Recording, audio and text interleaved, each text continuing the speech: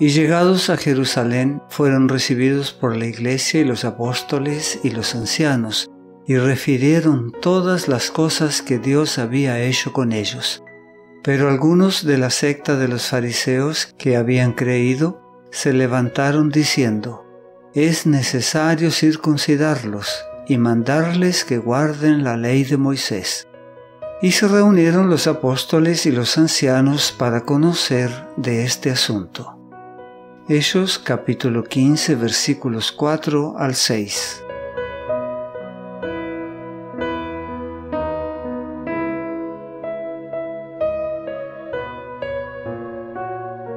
En Jerusalén, los delegados de Antioquía se encontraron con los hermanos de las diversas iglesias que se habían reunido para asistir a un concilio general y les relataron el éxito que había tenido su ministerio entre los gentiles.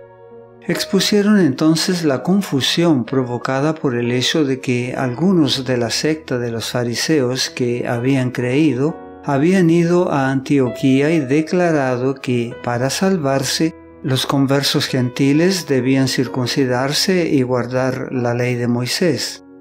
Esos fariseos, que se habían hecho cristianos, habían aceptado a Jesús como maestro enviado de Dios y como Mesías.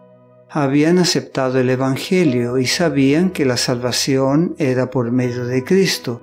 Sin embargo, no querían admitir que ya no eran necesarios los ritos judíos a los cuales habían estado acostumbrados. Consideraban además que la iglesia cristiana era principalmente para los judíos y que sólo podían aceptarse a aquellos gentiles que estuvieran dispuestos a observar los ritos judíos, sobre todo la circuncisión. Y la circuncisión no era el único requisito que los judaizantes proponían como necesario para los cristianos. Era solo su cuña de entrada. Deseaban imponer la observancia de toda la ley ritual. Íntimamente relacionados con el asunto de la circuncisión, había varios otros que demandaban cuidadoso estudio. Uno era el problema de la actitud que debía adoptarse hacia el uso de alimentos ofrecidos a los ídolos.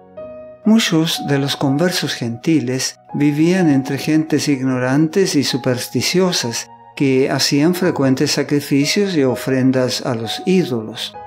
Los sacerdotes de este culto pagano realizaban un extenso comercio con las ofrendas que se les llevaban, y los judíos temían que los conversos gentiles deshonraran el cristianismo comprando lo que había sido ofrecido a los ídolos y sancionaran así, en cierta medida, las costumbres idólatras. Además, los gentiles estaban acostumbrados a comer la carne de animales estrangulados, mientras que a los judíos se les había enseñado divinamente que cuando se mataban bestias para el consumo, se debía ejercer un cuidado particular de que se desangrara bien el cuerpo. De otra manera, la carne no se consideraría saludable. Los judíos consideraban pecaminoso usar sangre como alimento. Sostenían que la sangre era la vida y que el derramamiento de la sangre era consecuencia del pecado.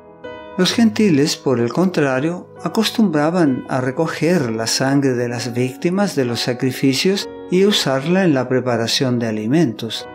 Los judíos no creían que debieran cambiar las costumbres que habían adoptado bajo la dirección especial de Dios.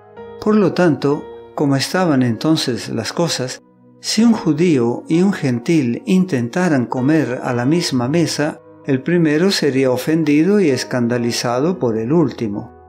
Los gentiles, y especialmente los griegos, eran extremadamente licenciosos, y había peligro de que algunos, de corazón inconverso, profesaran la fe sin renunciar a sus malas prácticas.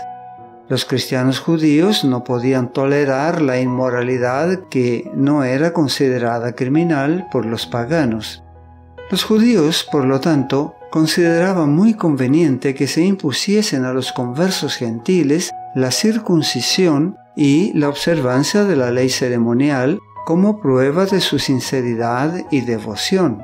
Creían que esto impediría que se añadieran a la Iglesia personas que, adoptando la fe sin la verdadera conversión del corazón, pudieran después deshonrar la causa por la inmoralidad y los excesos.